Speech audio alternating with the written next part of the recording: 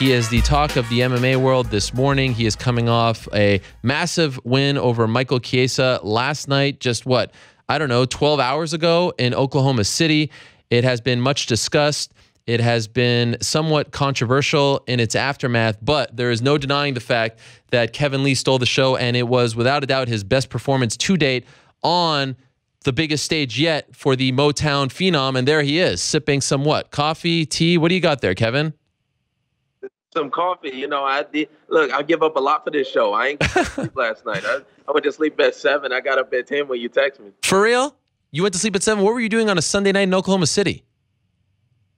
I drank too much coffee yesterday, so okay. I just stayed there, bruised up and hurting for the rest of the night. But other than that, though, I'm feeling pretty smooth. How are you, buddy? I'm doing great. Congratulations on the win. Thank you for squeezing us in before you head back home. I know you have a flight to catch, so we won't take up too much of your time. Yep. But let me ask you this. You were asked after the fight if you feel like the controversy, the decision by referee Mario Yamasaki to stop the fight kind of robbed you of a moment, and you came back with a tremendous answer, and you said you thought Michael robbed you of a moment because he didn't show up. But in hindsight, now that this is, a lot of the chatter surrounding the Yamasaki decision, do you feel, because it really did feel like you were en route, but it needed to kind of stick with the choke just like a couple more beats. Do you feel like something was taken away?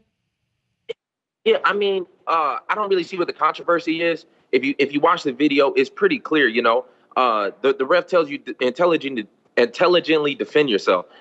He stopped defending. He was defending the choking arm. As soon as I went and switched palm to palm, he stops defending, and Mario stops the fight. He's saying that he was waiting for me to burn my arm out. I'm not really sure. I still had 45 more seconds. I was just going to keep choking him. The choke was fully locked in.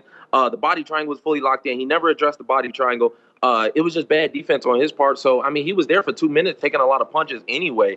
I was expecting a little more defense out the boy. I'm sorry. I was expecting a little more fight, but, I think the ending was pretty clear. I really don't see no controversy to it. When you see him, he goes limp. And he stops defending himself. So, what you want me, what they want me to do? I woke up with more hate mail this morning than I did.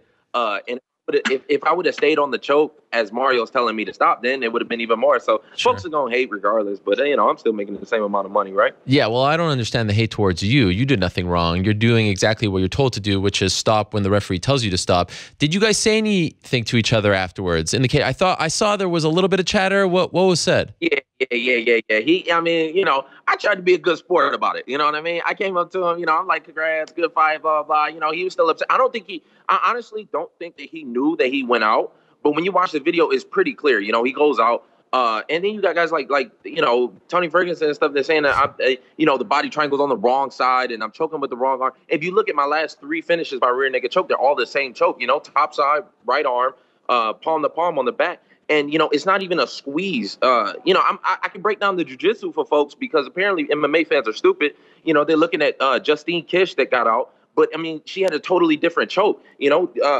Felice was choking with the forearm against the front of the neck. That's just a pain choke. You can muscle your way through that. If you look at the pictures and the video, you can see my elbow is down. I'm choking between, it's a blood choke. It's not a pain choke. There's no way that you can just tough that out, Like I even said it before, Mike is very mentally tough. He's one of the toughest guys that I think in the division. So I knew I had to break him physically before mentally. And, there's no way to tough out a blood choke. You're gonna sit in it for 45 seconds while my arm burns out. It's no squeeze. Right, you know what I mean? Right. It's technique, Mike. Learn the technique. Let's get some jiu-jitsu down. You're supposed to be the black belt of MMA, apparently. So, safe to say that the fight was easier than you expected it to be? A little bit. The man was slow. He threw up. He hit me with one punch, and I was like, oh, okay. You can even see me smile. I was like, oh, okay, this is gonna be fun. I was expecting a little more fight. I wanted it to go 5 rounds. I wanted to show some more wrinkles in my game. I feel like the fans were more robbed, and they only got Mike to blame for that. So when I call out these tougher opponents, I'm really asking for them. I really want them to come out and show me a good fight. I want the man that's gonna give me a bad fight. So and Mike wasn't that man. So 12 hours later, have you moved on? Is there any chatter about doing this again, or do you think that doesn't make any sense? Yeah, it don't really make sense. You know what I mean? I think I beat him bell to whistle. I think the fans saw, you know what I mean, who was the superior fighter. They saw it before the fight who was the superior fighter. And, you know, I even said it. The best thing that happened to him is I made a mistake. You know, I damn near blew out my knee. As soon as I get back to Vegas, I got to look at this knee. I'm on crutches today. So, Whoa, what happened? Somehow I slipped. I slipped. I don't know, you know, and just the way I was moving, you know, I don't know. I guess I got to go look at it. But that was the best thing that happened for Mike. And, you know, the man still couldn't take advantage. I slipped. I fell on the ground and still got back up in 2 seconds and put him on my shoulder. Are you in a lot of pain? And I guess this Tony Ferguson, he DDT'd me. Yeah. And we'll get to that in a second here. Because that's getting maybe more chatter about that than the actual fight itself. But about the knee, are you in a lot of pain right now? I'm cool. You know, it's sore, but okay. You know, as soon as I get back to Vegas, I'll see Dr. D. You know, I'll see the doc, and he'll tell me what to do on it. But I'm cool. You know, I'll fight on this bad boy if I got to right now. So my celebration didn't help. You know, I thumped the floor really hard. That didn't help at all. That actually hurt it way more than anything during the fight. So, you know, I guess I'm like one of these football players that hurt himself celebrating. So I'm watching the post-fight show, and of course, people know that I used to be a part of these post-fight shows. And full disclosure, I never liked when they did the studio team talk to the guy at the arena, because let's be honest, like, these guys aren't used to asking questions for the most part, especially when you're bringing in a guy who doesn't do this full time, like a Tony Ferguson. Especially when he's in your division, you guys are going to fight eventually. There's some beef there, whatever. And so he starts asking you this question, and I just see the look on your face, and I was like, oh man, because I felt that on this show where you're like, let me be real with you for a second, and you just come at him. Yeah. I got to be honest, I thought that was a 10-8 for you. I thought you put all of them in their place, and you say can we get a real journalist on here? Bravo, my man, bravo. That was some great stuff right there. You know me, Ariel. I'm gonna keep it real. Yes, I do. You know? Like, so I even saw his little write up that he did before, and I just don't understand it. It's like, do the man even watch fights? You know, like, do we even watch? Like, I'm not even judging him on a fighter right now. When they bring you on to do that, you know, I would expect that you would put some effort and some time into it. If Fox want a real fighter to go and do it and actually like take the time and take the effort, you know, he was saying that he was going to hit me with the right hand. You know, I don't think he even realized Mike Chiesa is a southpaw. He was getting ready to fight Mike Chiesa. How do you not, study? Do you not watch the fights? Do you not study them? You know, and then he was saying that he kept taking me down, and you know, it just didn't make any sense, and I don't even know what the fuck a DDT is. I'm still trying to figure that out. Somebody had to somebody tagged me in it. It actually showed me what it is, and yeah, I don't. What can I say? Do you feel like you were kind of being ganged up on because it's like 3 or 4 against 1, or do you feel like it was a fair fight? Yeah, I mean, I think they kind of took away from it a little bit. Yeah. You know, I was a little disappointed the way they kind of handled it. You know what I mean? They kind of took away from the fight, from the win. You know, Ken Flo was trying his best, even though I like Kenny Florian. I do, but it seemed like he was trying his best to take away from the win. But, you know, what I'm going to do? They going to hate regardless. So, I mean, apparently some people even in the industry hate. So I thought it was just the fans, but, you know, it is what it is, you know. Like I said, even when I was talking to Dominic Cruz, I can kind of feel that, you know, he thought I was like an asshole type deal. So I had to actually sit down, like, bro, like, listen, I'm a smart guy here. Like, let's talk, let's rap, you know, like, you know, I give your fans, I give the listeners to this show, because these are real MMA fans that listen to this show, you know. So I rap with them a little bit better than I do somebody else. Well, last thing on this, my issue is, like, if you're going to come in there and play studio analyst, you got to give you the respect that you deserve after you just fought. Like, you can't use this as a platform to pick a fight with you or to demean you or say you're not on my level. That to me is disrespectful to you. Yeah, I don't even understand it, because, I mean, like I said, the last guy he fought was Lando, who was coming off a UFC debut, and he talking about, I got to go through the ranks. You know, when I was asking for that fight, when Khabib fell through, I'm like, hey, I'll step up, I'll fight Tony tomorrow, you know. And Tony didn't want to fight. He wanted to fight Lando instead, and now he's going to come at me for not fighting. You know, what are you talking about? You know, it didn't even make any sense. All he did was just try and overtalk me, so I just kind of let him talk and, you know, let him get out with his little words. But he really wasn't saying much of nothing. He wasn't even hearing my responses or, you know, kind of acknowledging the responses. He kind of already had his, you know, mind made up what he was going to say. So I guess Fox need to do a better job and get some smarter guys out there, because apparently the man ain't that smart. I'll just tell you that right now. Mike definitely wasn't that smart. I kind of proved that already, and apparently Tony ain't either. Is it possible that you just picked a fight with Tony Ferguson, the #1 contender? Is like, I kind of feel like that's the fight people want to see now. I guess so. That wasn't the fight I've been trying to make. You know, I've been trying to make this Khabib fight happen. Just because everybody thinks Khabib is such a monster, and you know he's all this, he's all that. If they want to make the Tony fight happen, fine. I'm cool with that. You know, I thought judging by the backstage and everything, I thought they were gonna go with Tony and Barboza. That's the only reason why I'm pushing for Khabib. But if they want to do me and Tony, hell yeah, I'll do it. Hell yeah, I'll step up. But I don't think in that same scenario, I don't think that Khabib fights Barboza. You know what I mean? So. Yeah. I'm trying to do what's best for all parties here. Sure. So I think the best move is me and Khabib, and then you do Tony and Barboza again. I really don't see what the holdup is if we keep it on the 155 division.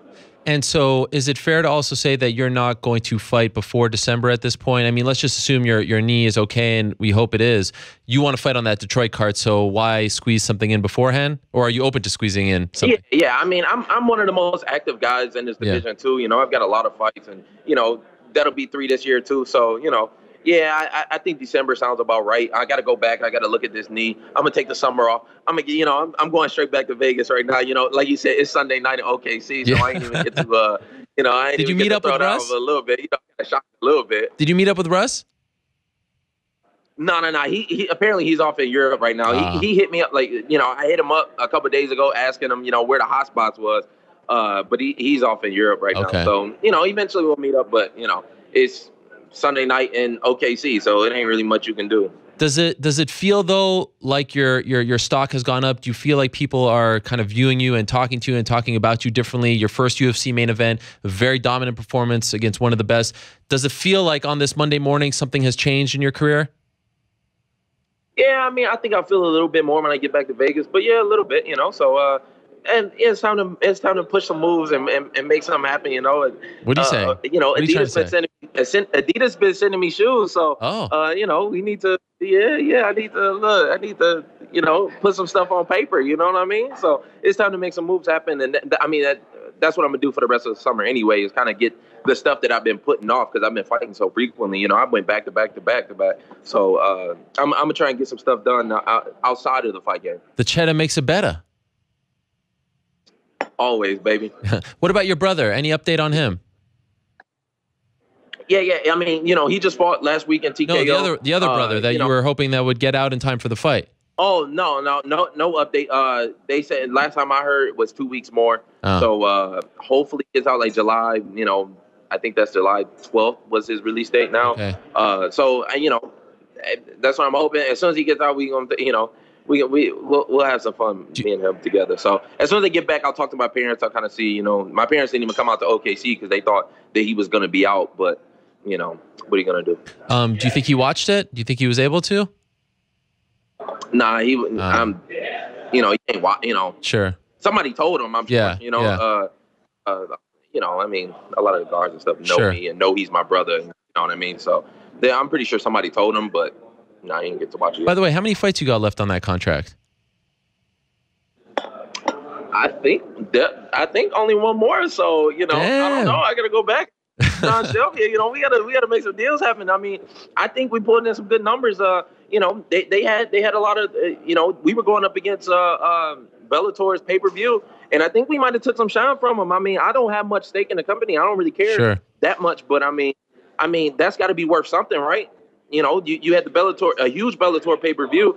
If we pulled over even a little bit of them numbers, I think that goes a long way in the UFC to kind of. I mean, they know. I mean, they're going up against Bellator here, so they can't let them get too much foot in the game. So, Bellator was promoting Chael, and they promoting the old stuff. Like 2005 shit. They on to the new generation. We the UFC, baby, the best of the best. So, if I'm here and I'm representing that and I'm putting on, then they got to put on for me too. So, do you want to fight it out? Do you want to fight it out, or do you want to try to get something before? No, I'll definitely I'll renegotiate.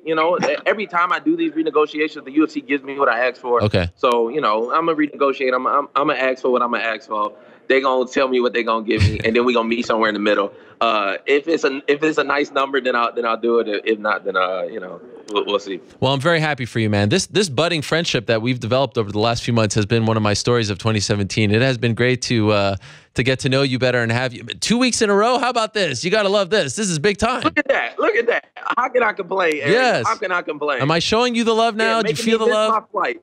Okay, I don't want that. I feel the love. I hope you feel it back. I do, my man. That's my flight, baby. Okay, I'll let you go. Congratulations. What a performance.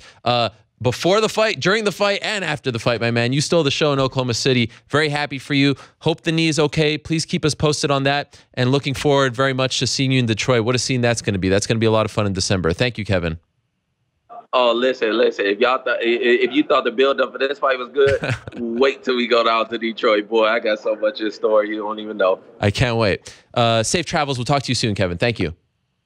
Appreciate it. There he is, the Motown phenom himself, Kevin Lee. Great stuff from him. Really enjoying talking to him over the last few weeks and months, and he, in my opinion, is one of the rising stars in the sport.